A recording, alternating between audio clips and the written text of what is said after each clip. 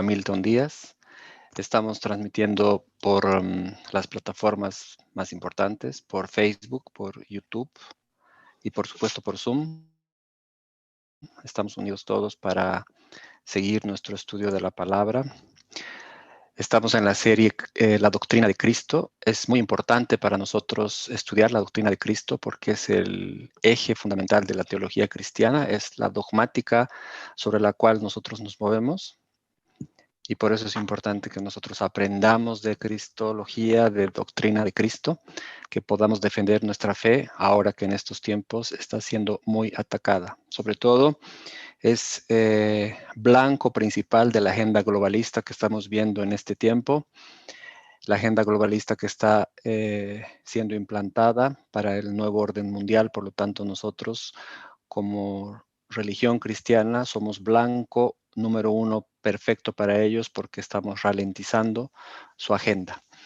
Dentro de ese contexto, estamos viendo, hoy nos toca la unión hipostática de Cristo, ¿no? Las sesiones anteriores vimos la deidad de Cristo y la humanidad de Cristo. Hoy vamos a ver cómo dos naturalezas que tiene Cristo, digamos la naturaleza divina y la naturaleza humana, están en una misma persona. Es muy importante que nosotros como cristianos entendamos, hermanos, la importancia de la unidad de estas dos naturalezas, la divina y la humana, en una misma persona, que es Jesús. Y también que podamos tratar de entender, porque la verdad que nunca vamos a poder comprender a plenitud la complejidad que implica esta unidad, por supuesto, ¿no?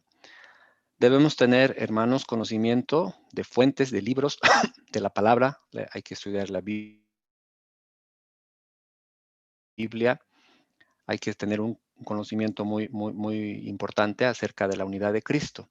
Y también debemos ser capaces de identificar algunas posturas, algunas posiciones en relación a su naturaleza. Debemos también entender, hermanos, la relevancia que tiene para la iglesia cristiana la doctrina de sus dos naturalezas en una sola persona.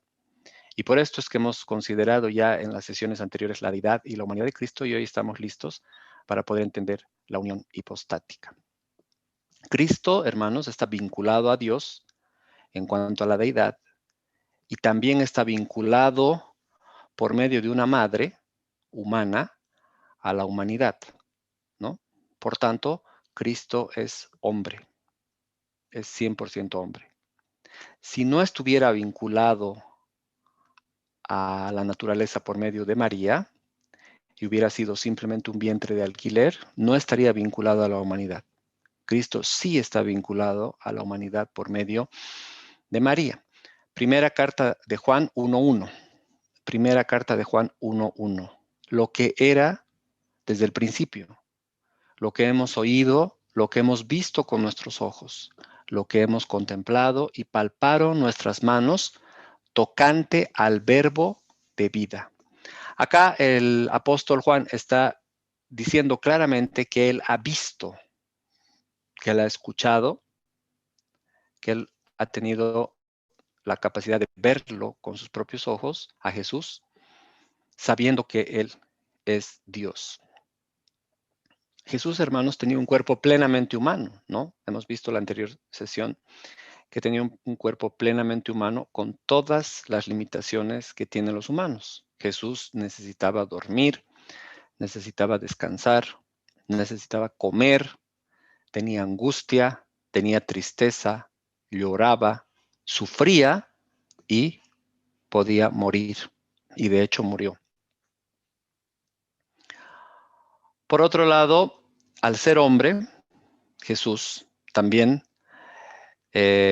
tenía una parte espiritual, ¿no es cierto? Una parte espiritual, porque el hombre nosotros sabemos que está dividido, digamos, en la parte física, la parte que se puede tocar, la parte que se ve, que es el cuerpo, pero además el hombre tiene alma y espíritu, ¿no? Hay posiciones que dicen que el hombre solo tiene alma y cuerpo, y hay otras posiciones que tienen espíritu, alma y cuerpo. No es el tema de hoy entrar en este debate, pero vamos a convenir que tiene una parte espiritual, ¿no? Una parte que no es física, que está conformada por el alma y el espíritu.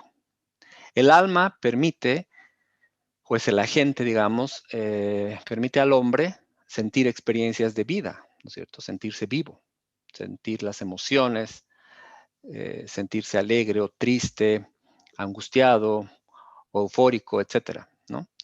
El alma nos permite conectarnos con el mundo. Los sentidos, ¿no? El olfato, digamos, la vista, la experiencia de vida, ¿no? La experiencia de vida. Ese es el alma. El espíritu, hermanos, es algo que nos permite conectarnos con Dios, ¿no? Nuestro espíritu, el espíritu que nosotros tenemos, nos permite tener una relación profunda con Dios, nos permite conectarnos con nuestro Señor. Ahora, la pregunta es, ¿Cristo tenía un espíritu humano? ¿Sí o no?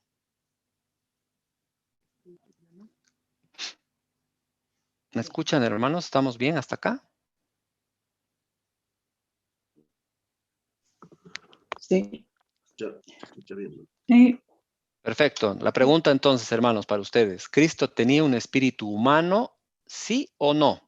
Sí, tenía un espíritu humano. ¿Perdón? Sí. No escuché muy bien. Sí, ¿no es cierto? Por supuesto que sí. Sí. Sí, por supuesto que tenía un espíritu humano. Porque nos dice la palabra que era humano y conmovido en espíritu, Jesús lloró. Conmovido en espíritu, Jesús lloró. Juan 11:33, veamos la palabra. Dice, Jesús entonces, al verla llorando, y a los judíos que la acompañaban, también llorando, se estremeció en espíritu y se conmovió. Este espíritu, hermanos, que estamos leyendo acá en Juan 11:33, es un espíritu humano, ¿no es cierto? Es un espíritu humano que es capaz de estremecerse en espíritu y que es capaz de conmoverse, ¿no? Ahora otra pregunta. ¿Jesús tiene un alma humana? ¿Sí o no?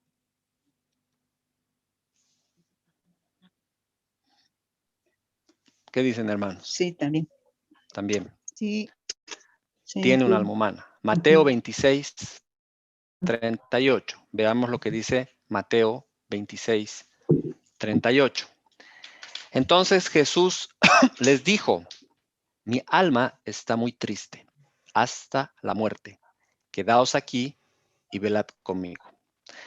Estas palabras las dice Jesús poco antes de ir a la cruz y él está revelando que su alma está muy triste hasta la muerte. Sin duda es un alma humana que es capaz de decir esto, que es capaz de sentir estas emociones, estas experiencias. Mi alma está muy triste hasta la muerte. Quedaos aquí y velad conmigo. Hermanos, solo un alma humana puede decir esto. La deidad no dice esto, ¿no es cierto? La deidad no puede decir, mi alma está muy triste.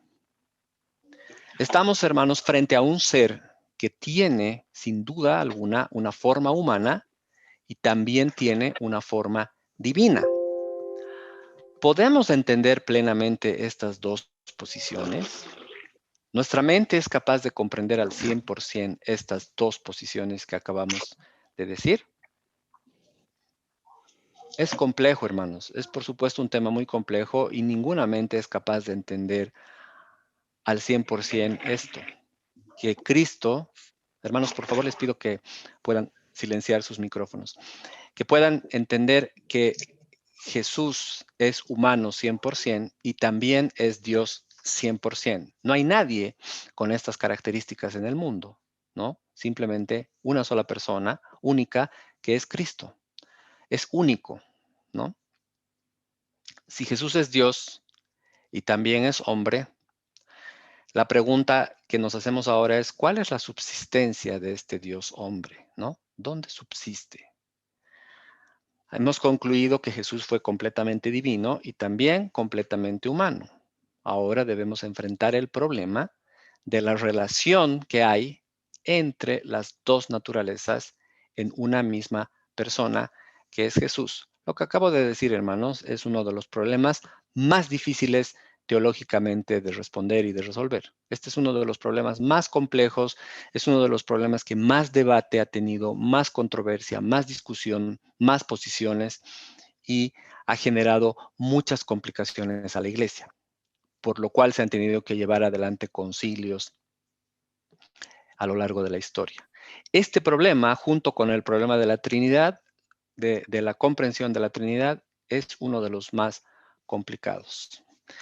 Por esto es importante que nosotros podamos escuchar, podamos entender, podamos estudiar la palabra, para que podamos tener un mayor conocimiento de lo que es la doctrina de Cristo.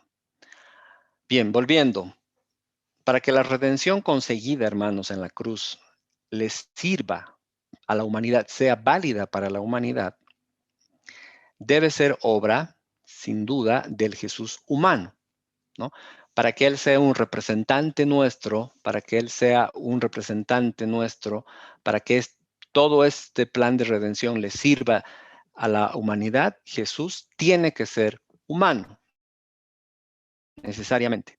Pero para tener un valor infinito necesario para expiar por los pecados de los hombres en relación con un Dios que es santo y perfectamente justo, también debe ser obra de un Jesús divino. Entonces, por un lado, es necesario que Jesús sea humano y también es necesario que sea divino, ¿no? Si la muerte del Salvador no fuera o no hubiera sido obra de un Dios hombre unificado, sería deficiente en algún punto, o no sería representante de los hombres, o no sería válido ante los requerimientos y exigencias de Dios, ¿no? Entonces, la doctrina de la unificación de lo divino y lo humano en Jesús, hermanos, es difícil de entender porque presupone la combinación de estas dos naturalezas que estamos estudiando, que por definición tienen, pues, atributos contradictorios. Claro, son dos naturalezas que tienen atributos contradictorios. Como deidad, como divino, Cristo es infinito en conocimiento, es infinito en poder y en presencia, para nombrar algunos atributos. Porque es Dios, y si es Dios, debe conocer todas las cosas. Puede hacer todas las cosas que son objeto de su poder, porque es omnipotente. Y al mismo tiempo puede estar en todos los lugares a la vez, ¿no? Tiene el atributo de la omnipresencia. Pero por otra parte, si decimos que es humano 100%, estamos diciendo que tenía conocimientos limitados. No conocía todo. No podía hacer todo. Estaba limitado al tiempo, estaba limitado al espacio. No podía estar en todos los lugares en un mismo tiempo. Para una persona, ser infinita y finita a la vez es un imposible. Esto que acabo de decir es una contradicción. Una persona no puede ser infinita y finita al mismo tiempo. Es absolutamente imposible, pero es posible en Cristo. Cristo es la única persona que cumple estas dos condiciones o estas dos situaciones. Es un ser infinito y finito al mismo tiempo. Es un ser divino y humano al mismo tiempo. En la Biblia no tenemos declaraciones directas de lo que acabo de decir sobre la relación de estas dos naturalezas. Sin duda, lo que debemos hacer es escudriñar, estudiar y tratar de extraer conclusiones del concepto que Jesús tiene de sí mismo y lo que Él revela de sí mismo, de sus propias acciones y de las varias declaraciones que Él ha dado a lo largo de su ministerio. Algunas referencias en las escrituras de su deidad y su humanidad las hemos ido viendo en las dos últimas sesiones y vamos a ver algunas más. Gálatas 4:4 dice: pero cuando vino el cumplimiento del tiempo, Dios envió a su Hijo, nacido de mujer y nacido bajo la ley. Este es un ejemplo. Otro ejemplo vamos a ver en primera carta de Timoteo 3:16. Primera carta de Timoteo 3:16, ¿qué dice? Escuchen con atención. e indiscutiblemente grande es el misterio de la piedad.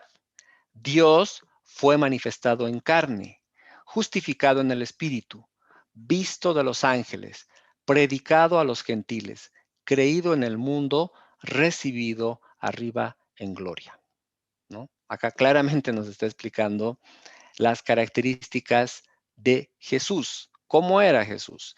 Juan 1:14. ¿Qué dice la palabra en Juan 1:14? Y aquel verbo fue hecho carne y habitó entre nosotros y vimos su gloria, gloria como del unigénito del Padre, lleno de gracia y de verdad. Hermanos, estos textos que acabamos de leer nos están mostrando la encarnación terrenal de Jesús. Nos están mostrando su presencia antes en el cielo y después de ella. Es decir, su presencia antes en el cielo, su venida a este planeta, su encarnación, y su vuelta al cielo después de haber estado en la tierra. Hay muchas otras referencias en la Biblia de esta esencia unificada. En estos 3 versículos hemos visto su esencia unificada de un Cristo divino y de un Cristo hombre.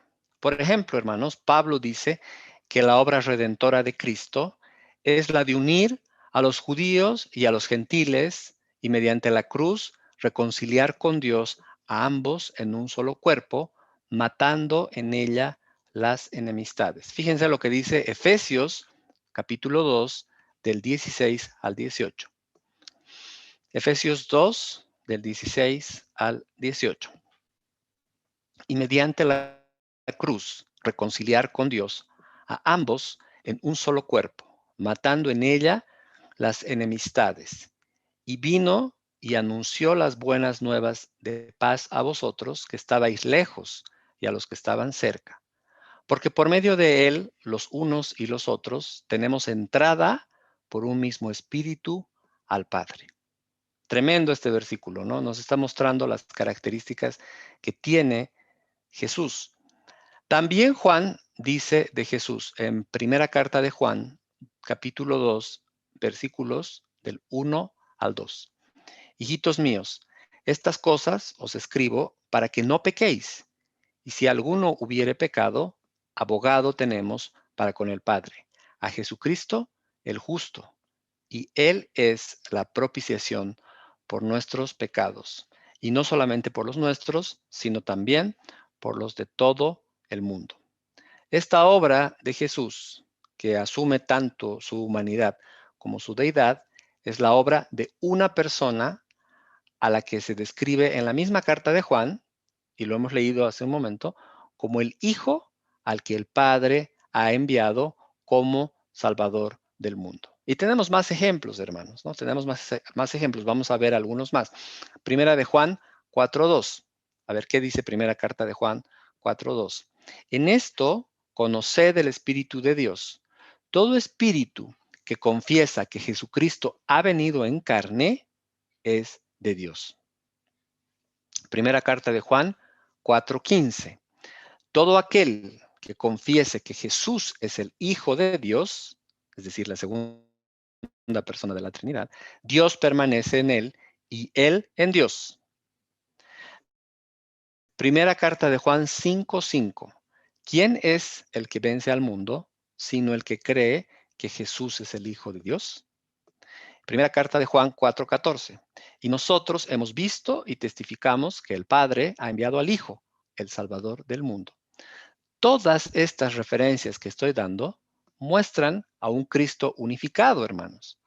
Un Cristo divino y un Cristo humano, cuyos actos hacen suponer plenamente que es divina y humana su naturaleza, ¿no? Todos los versículos que he ido leyendo muestran a un Cristo divino y humano. Y además en varios pasajes se revela a Jesús por sus títulos, ¿no? Sin duda, estos pasajes son muy reveladores.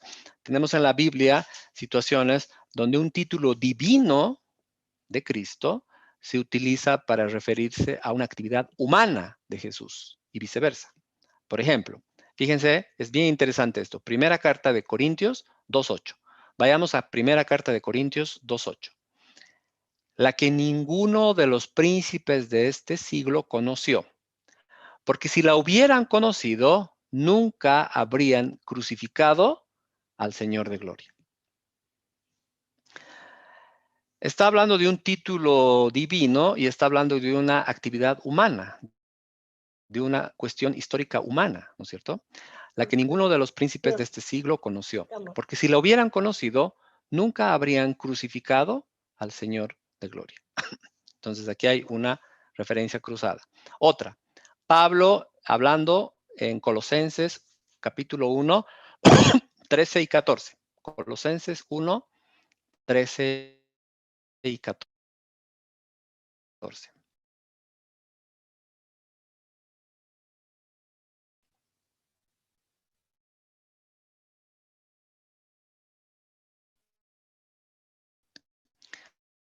El cual de rey, ¿no? De Cristo, o sea, es un rey, porque dice al reino de su amado Hijo.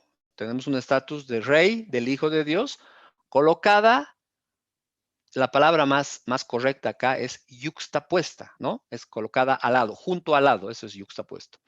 Tenemos el estatus de rey del Hijo de Dios colocada o yuxtapuesta con su obra redentora de su crucifixión y muerte, ¿no? Es un título divino con algo que hizo terrenalmente, ¿no? Y al contrario, el título de Hijo de Hombre que a menudo usaba Jesús para referirse a sí mismo durante su ministerio en la tierra, porque también usaba la palabra, la combinación Hijo de Hombre, ¿no? Cuando se refería a sí mismo durante su ministerio en la tierra, aparece también en pasajes que apuntan a su estatus celestial, a su carácter divino, ¿no? De ida y vuelta. Veamos este ejemplo. Juan 3:13. Juan 3:13. Dice, nadie subió al cielo, sino el que descendió del cielo, el Hijo del Hombre que está en el cielo. ¿Qué tal es? Está hablando del Hijo del Hombre, pero está hablando de un estatus celestial, de un estatus divino. Dice Juan 3:13, nadie subió al cielo, sino el que descendió del cielo, el Hijo del Hombre que está en el cielo. ¡Wow! ¡Qué tremendo! Otro ejemplo, Juan 6:62.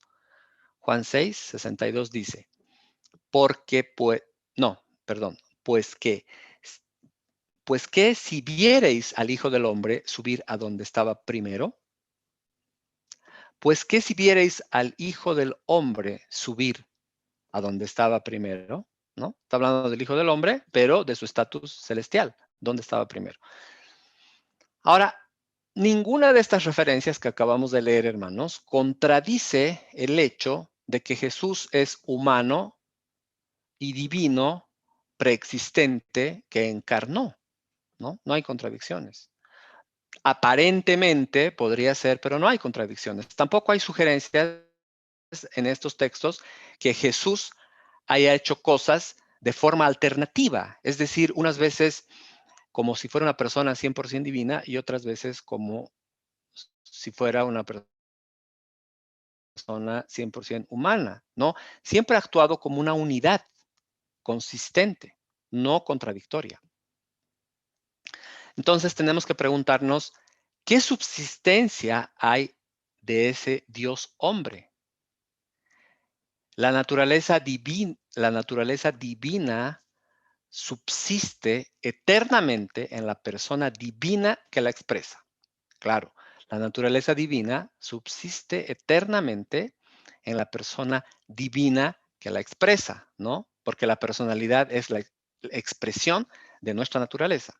La personalidad no es parte de la naturaleza, es la expresión comprometedora de esa naturaleza. Esa es la personalidad, ¿no es cierto? Nuestra personalidad es la expresión de nuestra naturaleza. Entonces, es responsable de las acciones. No es la naturaleza, sino es la persona, ¿no es cierto? La persona, el sujeto responsable, hermanos, es la persona. El sujeto es la persona. Y la persona es la expresión de su naturaleza. Pero no hay que mezclar eso. No sé si hasta acá estamos bien, hermanos. Este es un tema bien complejo y quiero hacer un check con ustedes si hasta acá estamos bien. Sí, muy bien. Estamos bien. Perfecto. Entonces, la atribución de responsabilidades está en la personalidad, ¿no? La atribución de responsabilidades, el sujeto responsable es la persona. Y la atribución de responsabilidades está en la personalidad, hermanos. Ahora, en Cristo no hay dos personas. No hay dos personas. No hay una persona humana y una persona divina. En Cristo hay una sola persona. Entonces, el sujeto de atribución de esa responsabilidad, de su naturaleza divina y de su naturaleza humana, es la persona divina del Hijo de Dios. Voy a volver a decir, en Cristo no hay dos personas, hay una sola. Entonces, el sujeto de atribución de responsabilidad de su naturaleza divina y de su naturaleza humana es la persona divina del Hijo de Dios, que es la segunda persona de la Trinidad.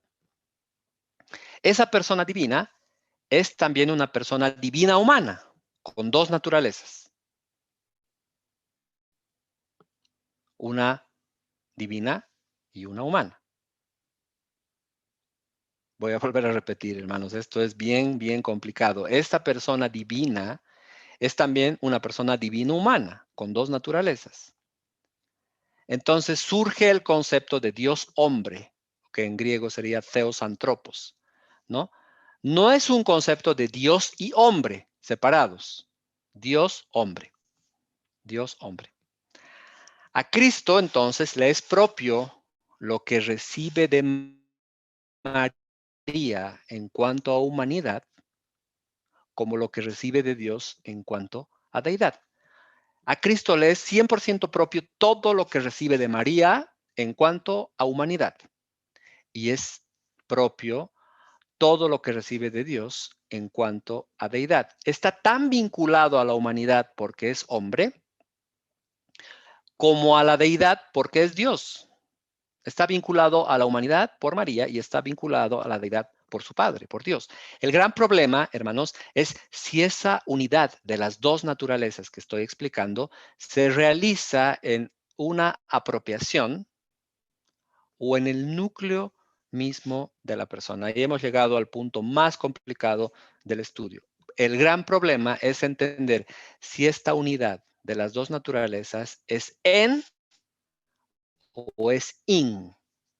¿Es en o es in? ¿Es en apropiación o es en el núcleo mismo de la persona? Y ahora voy a dar un ejemplo para que esto se entienda mejor. La unión hipostática, hermanos, es en personal, en, es decir, en el núcleo de la persona. En el núcleo de la persona ocurre la unión hipostática. No es que la deidad se mete, viene y se mete en la humanidad. Esto sería como una posesión, ¿no es cierto? Esto sería como una posesión. Lo que estoy explicando ahora sería como una posesión. Viene la deidad y se mete y se introduce en la humanidad. No es así. No es así. Lo que estoy diciendo ahora sería impersonal. Se mete la divinidad dentro de la humanidad. No es así. Esto es en el núcleo mismo de la persona. En personal. No hay una posesión. Por eso dicen que Cristo se reviste de humanidad. No se embiste ni se viste.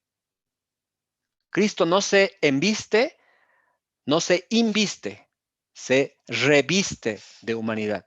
Cuando decimos que se reviste de humanidad, y ahora voy a dar un ejemplo, hermanos. Cuando se reviste de humanidad es en personal, no es impersonal. A ver, esta mañana yo me he vestido. Me he puesto esta chompa que están viendo acá. ¿Se ve mi chompita o no? Sí. Esta mañana yo me he vestido, ¿ya? Yo me he vestido. No me he revestido. No me he revestido. ¿Qué tendría que pasar para que yo me revista de esta chompita? ¿Qué tendría que pasar para que yo me revista de esta persona? Tendrían que haberla hecho a esta chompa estando yo sentado aquí. Y tendrían que haberla tejido estando yo sentado aquí. Terminado, estando yo sentado acá. Eso no ha pasado. Entonces yo no me he revestido, hermanos. Yo me he vestido nada más. Cuando decimos que Cristo se reviste de humanidad, es que Cristo se reviste en el núcleo mismo de su persona. Es en personal, no es no es posesión. ¿Se entiende, hermanos, hasta aquí? Es Sí, decir, no hay un hombre, no hay un hombre en el que Dios se le mete dentro. O sea, no es que había un hombre sin Dios y vino Dios y se le mete dentro. No. Esta unión de las dos naturalezas es en el núcleo mismo de la persona. No es impersonal, es impersonal. La naturaleza humana y la naturaleza divina están en el núcleo de la persona. Es decir, es una unión hipostática. Por eso se llama unión hipostática. Está en el núcleo de la persona en personal, no impersonal. La razón de esto, hermanos, es que hay un solo sujeto atributivo, un solo yo que dialoga con el Padre. Es un solo yo, no son dos yos. No es un Jesús humano dialogando con el Padre y un Jesús divino dialogando con el Padre. No, es un solo sujeto atributivo, un solo yo que dialoga con un tú, es decir, con otra persona. Esta es una sola persona. Cuando Cristo dialoga con su Padre, ¿quién dialoga? ¿Dialoga el Cristo humano o el Cristo divino? Cristo. Humano. No, hermano, hermano. no. No. Dialoga el Cristo unido. Es una sola persona. No hay dos personas. Es una sola Amén. persona. Es una sola persona. Cuando Cristo se dirige al Padre, nunca hay dos yos, hermanos. No hay un yo divino y un yo humano. Una de su naturaleza humana y uno de su naturaleza divina. No. Hay un solo yo que dialoga con el Padre. Por supuesto que son dos naturalezas, una divina, una humana, que están en una sola persona. Y es un solo yo. Y ese yo, que es la segunda persona de la Trinidad, dialoga con el Padre. Pero ese yo es humano y es divino. Ah, eso es lo que quiero decirles, hermanos. No sé si ha servido el ejemplo de la chompita. Está bueno, excelente. sí, sí. Lo que tenemos es una unión de dos naturalezas en el núcleo de la persona. A este único yo de Cristo se le puede atribuir tanto condiciones humanas como condiciones divinas. Ahora, en el diálogo de propiedades, a Cristo se le atribuyen asuntos que corresponden a la humanidad y asuntos que corresponden a la deidad. En el diálogo de propiedades de estas dos naturalezas, por supuesto. Les voy a dar un ejemplo. En lo que acabo de decir, ¿qué significa esto que ha dicho el hermano? En el diálogo de propiedades, a Cristo se le atribuyen asuntos que corresponden a la humanidad y asuntos que corresponden a la deidad. Vamos con ejemplos. ¿Jesús es Dios? Sí. ¿Jesús es Dios? Sí. ¿Y por qué se dice entonces que comió? Porque es hombre. Ah, porque es hombre, pero también es Dios. Entonces, ¿la persona divina come? Sí, come, pero en su naturaleza humana. Claro, Jesús come, pero ¿cómo come? Jesús come por su naturaleza humana, por su naturaleza humana. Por eso puede comer. Ahí vemos el diálogo de propiedades, el diálogo de las atribuciones de la personalidad de Jesús. A esto nos referimos como comunicación de propiedades o diálogo de propiedades. Un hombre no es omnipotente nunca, ¿cierto? Un hombre no es omnipotente. Pero Jesús, el hombre, le dijo al mar, calla y enmudece. El hombre, Jesús, le dijo al mar, calla y enmudece.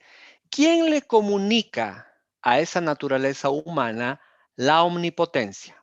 ¿Quién le comunica, hermanos? ¿Quién le comunica a esa naturaleza humana la omnipotencia? Pregunta. ¿Quién le comunica?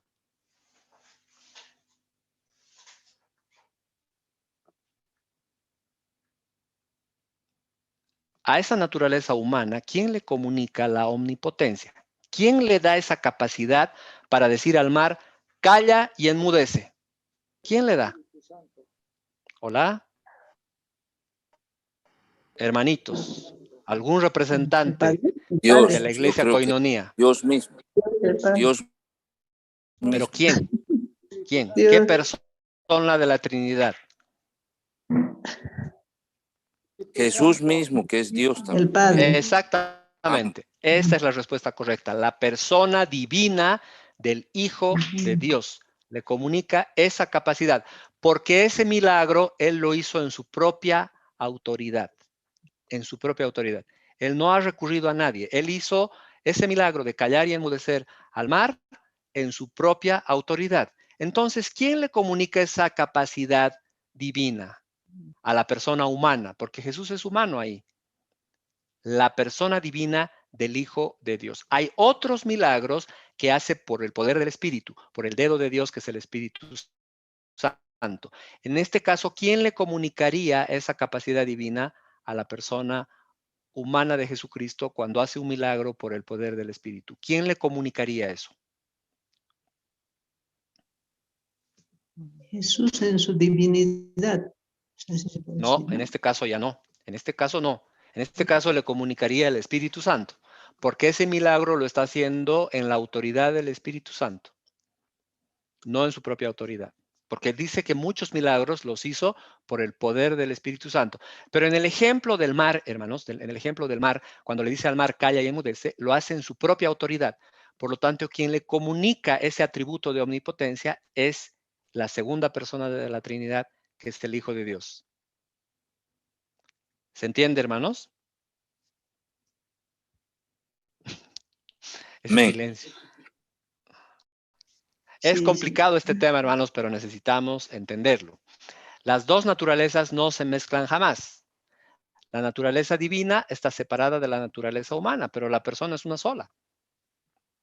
Pero las dos están presentes en la persona divina del Hijo de Dios. Las dos naturalezas están presentes en la persona divina del Hijo de Dios. Podemos decir entonces, no que come, voy a decir bien este ejemplo, podemos decir, no que Dios come, pero podemos decir que quien comía era Dios, ¿no? Claro, no podemos decir Dios come, pero en esa situación, quien comía era Dios. ¿Por qué? Porque Jesús era humano, pero también divino en ese momento.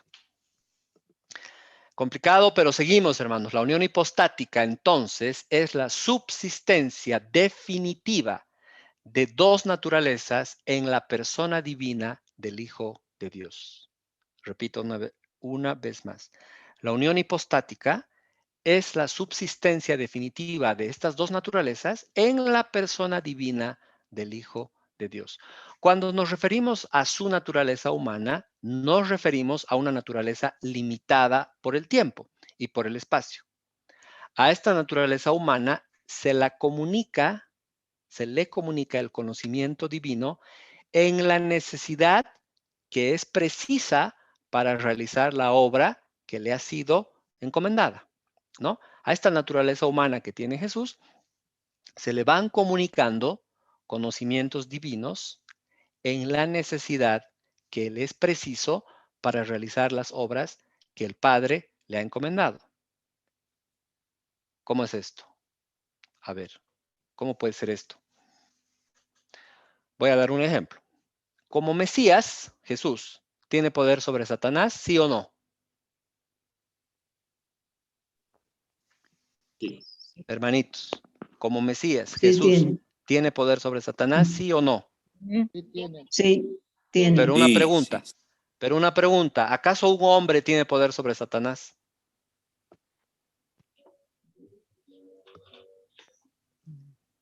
¿Cómo puede tener poder sobre Satanás un hombre? ¿Qué sucede en Jesús? Porque tiene la unión la naturaleza hipostática. Él, Porque Jesús. tiene la naturaleza humana y también tiene la Humana y y también tiene la naturaleza divina. Y por la Ujú. unión hipostática se le comunica la unión.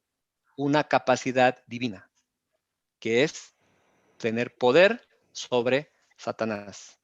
No porque es un hombre, Amén. sino porque es Dios manifestado en carne. Porque es Dios manifestado en carne. A esta naturaleza humana de Jesús, la persona divina del Hijo de Dios le comunica la omnipotencia en los momentos necesarios para hacer la obra de Dios. Como ejemplo es tener como Mesías poder sobre Satanás, ¿cierto? Pero también guarda la limitación de su humanidad cuando no es preciso, ¿no es cierto? Muchas veces le hemos escuchado decir a Jesús, leyendo los evangelios, que estaba cansado y que quería descansar un rato junto al camino. ¿Cómo es eso? No es todo el tiempo omnipotente, entonces, ¿no? Muchos momentos tiene sed, muchos momentos tiene hambre, muchos momentos necesita dormir, muchos momentos necesita descansar, muchos momentos necesita estar lejos de la gente, apartarse, necesita irse a orar, necesita ir lejos porque es también humano. Entonces, cuando no es preciso, tiene la limitación de su humanidad. Por esto se dice, o por esto dice Jesús, el día y la hora nadie sabe, ni los ángeles, ni el Hijo, sino el Padre. ¿No? ¿Cómo puede decir eso Jesús? Que ni el día ni la hora nadie sabe, que no saben los ángeles, ni el Hijo, sino el Padre. Su naturaleza humana subsiste en la persona divina del Hijo de Dios. Como naturaleza divina, claro que conoce el día, la hora, conoce todo porque es omnisciente, omnipotente en su naturaleza divina, pero como naturaleza humana no conoce. Porque la comunicación de esa propiedad divina de naturaleza a naturaleza se realiza por medio de la persona que comunica lo necesario en cada instante. Comunica lo necesario en cada instante. Cuando le dice a Natanael, te vi sentado debajo de la higuera, ¿quién le comunica esa capacidad si Jesús no estaba ahí? Le comunica su naturaleza divina, pero le comunica lo necesario para que él pueda hacer su obra. ¿Necesitaba decirle a Natanael eso? Sí, necesitaba. En ese momento sí, pero no todo el tiempo. Como hombre, la unión hipostática, hermanos, desborda la capacidad de comprensión humana y todos estamos acá haciéndonos montones de preguntas. Estamos haciéndonos cuestionamientos, pero ¿cómo hacía esto? ¿Cómo hacía esto otro? La concepción de la conciencia de comenzar a hablar de la psicología del hombre Jesús es otro misterio. Hay teologías que no conciben hablar de psicología de Jesús, ¿no? Por ejemplo, la teología sajona no concibe hablar de la psicología de Jesús. Pero hay otras teologías que sí entran en la psicología del hombre Jesús. Repito una vez más, del hombre Jesús, ¿no? Porque ¿quién podría entrar en la psicología de Dios? Nadie, es un tema perdido este, ¿no? Pero en la psicología del hombre sí, hay teologías que entran, hermanos. No todas las teologías, pero sí hay algunas. ¿Hasta aquí estamos bien, hermanos? Sí. Sí. Perfecto. Bien. Este hermano Milton está hablando de la psicología de Jesús. ¡Wow! Por esto en Getsemaní Jesús dice, a ver, vamos a ir a este tema. En Getsemaní, en Lucas 22:42, Jesús dice lo siguiente, en Lucas 22:42. Todo el mundo lo sabe de memoria. Diciendo, Padre, si quieres, pasa de mí esta copa, pero no se haga mi voluntad, sino la tuya. Hemos aprendido que nunca hay discrepancias entre el Padre y el Hijo. Hemos aprendido que la deidad siempre es consistente, que la deidad siempre es coherente y siempre es de una misma voluntad, ¿cierto? Cierto. Entonces, ¿por qué Sí. acá le está diciendo, ¿por qué acá el Hijo le está diciendo al Padre que no se haga mi voluntad sino la tuya? Si la deidad siempre es de una misma voluntad, y no hay discrepancias y siempre hay coincidencia, ¿por qué acá el Hijo le dice, Padre, si quieres, pasa de mí esta copa? Pero no se haga mi voluntad, sino la tuya. O sea, que no se haga lo que yo quiero, sino lo que tú quieres. Da a entender como que hubieran voluntades cruzadas, ¿no? Da a entender. No hay discrepancias, pero hermanos, en la psicología del hombre Jesús, en la psicología del hombre Jesús, hay un temor de pasar por una experiencia que como hombre no la había vivido jamás. ¿Y cuál era? ¿Y cuál era ese temor? El temor era de muerte espiritual y de separación del Padre. Estaba frente a una separación del Padre que no había experimentado jamás. No es que Jesús tenía temor de ir a la cruz. No podemos decir que Jesús tenía un temor de ir a la cruz. No, el temor era otro. El temor era de que se iba a separar de su Padre por una muerte espiritual, ¿no? Iba a morir. Se iba a separar de su Padre. Por esto, Cristo ora con gran clamor, con gran clamor. ¿Y dónde dice eso? Hebreos 5, 7.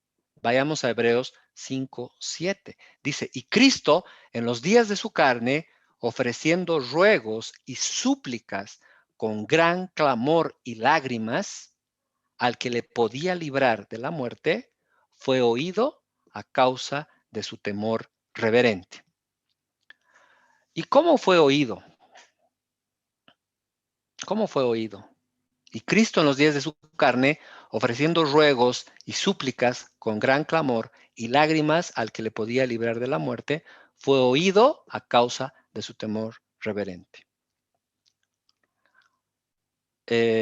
Acá, sin duda, estamos frente a un Cristo hombre que tiene temor de separarse de su Padre y por no quererse separar de su Padre, en su humanidad no quiere. Y por eso dice, si es posible, pase de mí esta copa. Pero no se haga mi voluntad, sino la tuya.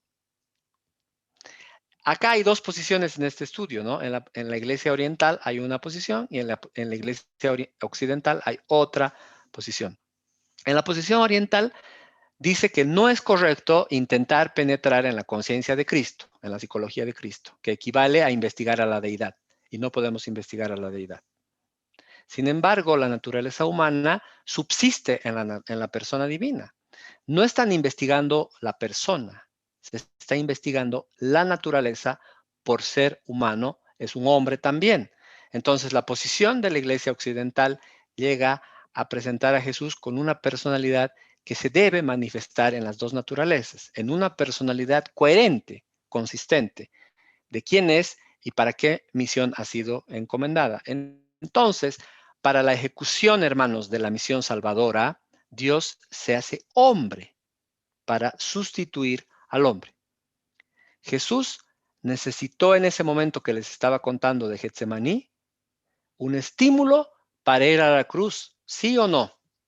Jesús necesitó un estímulo para ir a la cruz en ese momento, ¿sí o no? Hermanos, piénsenlo. En ese momento que le dice, Padre, si es posible que pase de mí esta copa, mas no se haga mi voluntad, sino la tuya, Jesús necesita un estímulo como hombre, ¿sí o no, para ir a la cruz? Díganme, ¿necesita o no necesita? ¿Qué piensan ustedes? ¿Por qué necesita, hermano?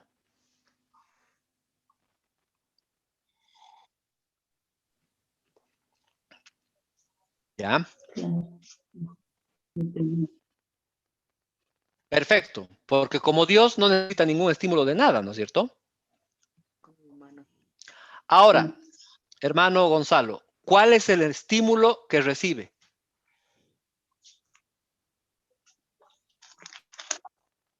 No, recibe un estímulo puntual, claro y preciso en ese momento. ¿Quién sabe? ¿Quién sabe? Hermanito, en la Sí. palabra dice que se le apareció un ángel del cielo para fortalecerle. Entonces, Ese es estímulo el es estímulo. estímulo.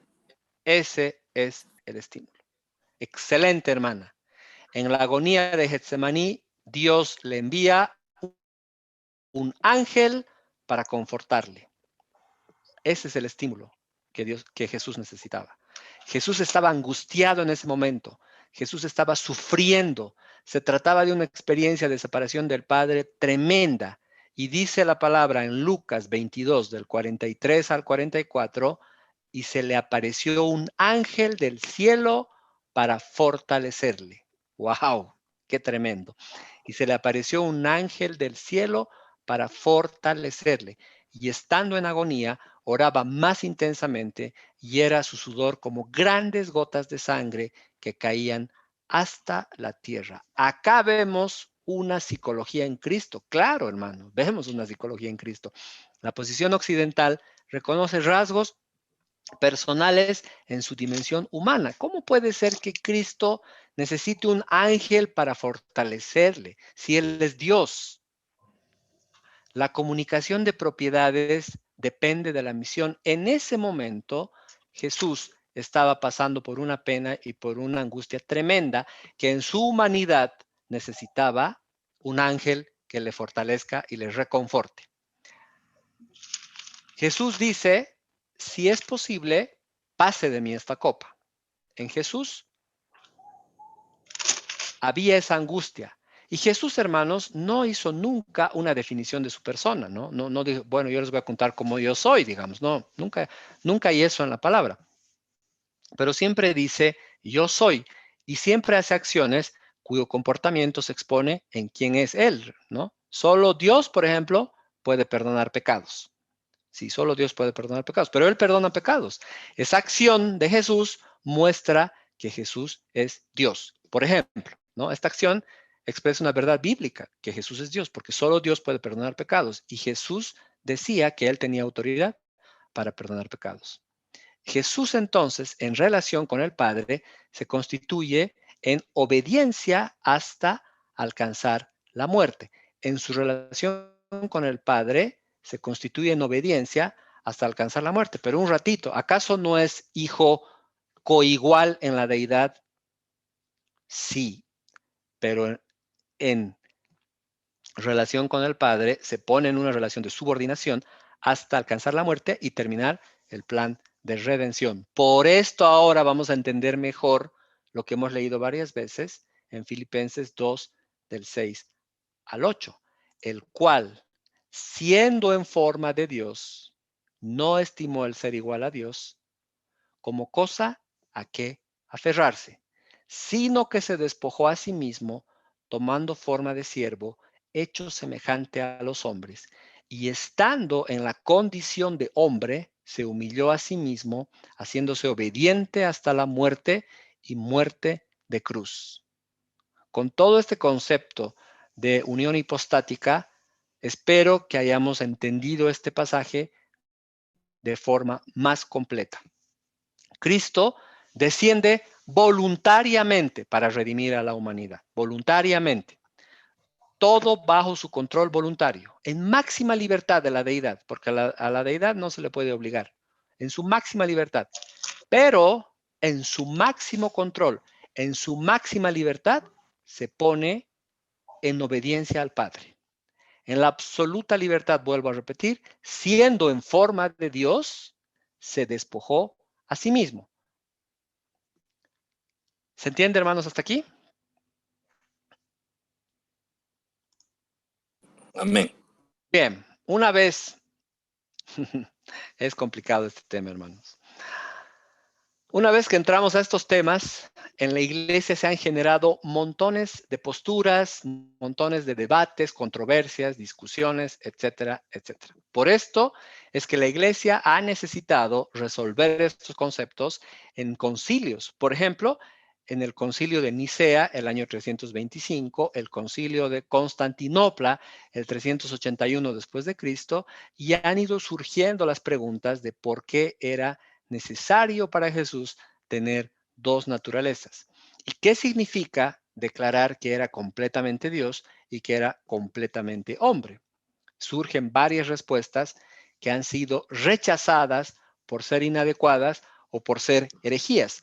Por ejemplo, no vamos a entrar a todas porque la verdad que no hay tiempo, pero voy a hablar de dos. El nestorianismo. ¿Qué dice el nestorianismo? Dice, dos naturalezas, sí, pero en dos personas distintas. Eso dice el nestorianismo. Nestorio ofreció una respuesta en un lenguaje muy ambiguo, hermanos, un lenguaje inconsistente, no muy claro, y su teoría no cumple con toda la posición ortodoxa que la Iglesia exige, ¿no? En el siglo IV surgen dos conceptos, el concepto de verbo carne y el concepto de verbo hombre. El primero consideraba el verbo como el elemento principal en Dios, hombre. El verbo como el elemento principal en el Dios hombre y el alma humana como de relativa poca importancia. Lo más relevante en este caso era el verbo, o sea, Dios. El segundo afirmaba que Jesús asumía una naturaleza humana completa. Nestorio señaló que Dios no podía tener una madre y que desde luego ningún ser humano puede engendrar a la divinidad. Para Nestorio esto era imposible. Decía, Dios no puede tener ninguna madre y no puede estar vinculado a la humanidad por medio de María. Nadie puede engendrar a la divinidad. María, por lo tanto, no dio luz a Dios. Entonces, ¿a quién dio luz? Dio luz a un hombre que fue solo un vehículo para Dios. Jesús fue un hombre nacido de María, pero fue solo un vehículo para Dios. Dios no pudo haber estado 9 meses en el vientre de María, no pudo ser envuelto en ropas de niños, no pudo haber estado en un pesebre, menos haber sufrido, muerto y sido enterrado. Esto es imposible. Dios no puede ser esto. Esta declaración de Nestorio alarmó profundamente a los teólogos de esa época y concluyeron que Nestorio era un adopcionista. Nestorio creía que el hombre Jesús se hizo divino en un momento concreto de su vida, después de nacer, probablemente en el bautismo. Y de estas declaraciones de Nestorio surge el nestorianismo, que como una herejía que divide al Dios hombre en dos personas distintas, no has aceptado, digamos, ¿no? Esta herejía es la que se condena y ha sido desterrada ya en Calcedonia, inclusive. Esta herejía ha sido condenada. Nestorio prefería pensar en una conjunción de naturalezas más que en una unión de naturalezas. Él decía, hay una conjunción, no decía hay una unión de naturalezas. Hay otra posición que era el eutiquianismo. El eutiquianismo. ¿Qué pasó acá?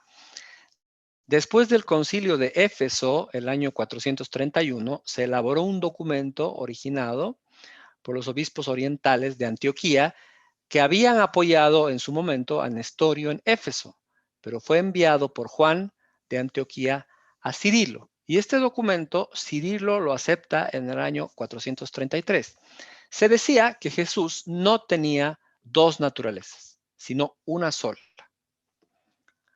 Y un anciano que se llamaba Eutiques se convirtió en ese momento en un foco de controversia a tal punto que fue denunciado en el Sínodo de Constantinopla.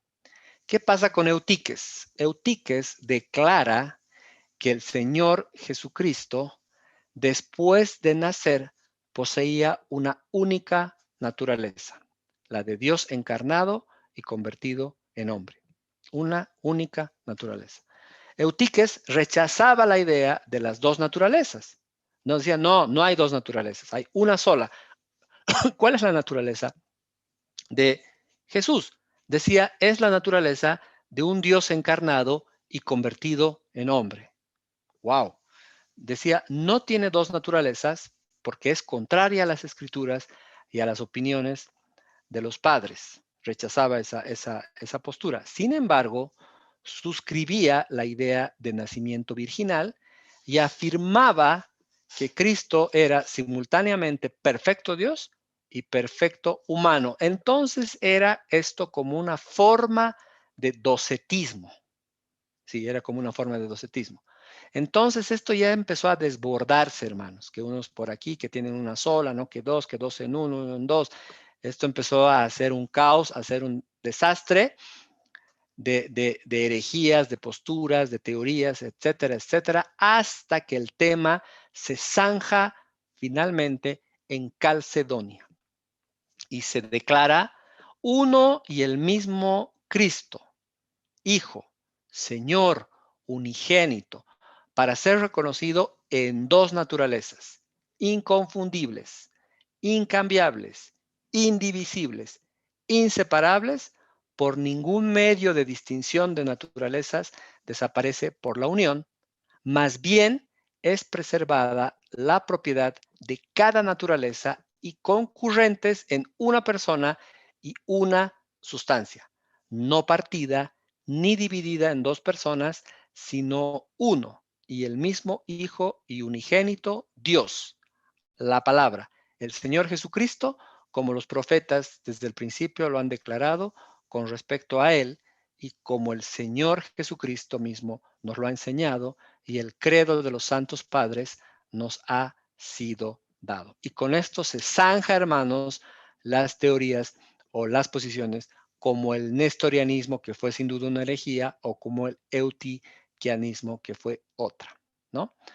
Por esto, hermanos, es importante que nosotros estudiemos la unión hipostática y la doctrina de Cristo para que podamos tener una defensa de nuestra fe mucho más sólida, mucho más íntegra, mucho más profunda. Se insiste tanto en la unidad de la persona de Cristo y la integridad como en la separación de esas dos naturalezas. Siguen las preguntas, hermanos. ¿Cuál es la relación precisa entre esas dos naturalezas? ¿Cómo se pueden mantener ambas sin dividir a Jesús en dos personas? Cada una de ellas con un conjunto de atributos separados y especiales. Entonces, a partir de Calcedonia, donde se da este concepto, van surgiendo este tipo de preguntas. Y hay 4 intentos de responder a partir de Calcedonia estas preguntas. La idea de que el hombre Jesús se convirtió en Dios, que es adopcionismo. 2, la idea de que el ser divino Dios asumió una humanidad impersonal en lugar de una personalidad humana individual. Esto es una cristología no hipostática. La idea de que la segunda persona de la Trinidad cambió su deidad por humanidad. Esto se llama kenoticismo.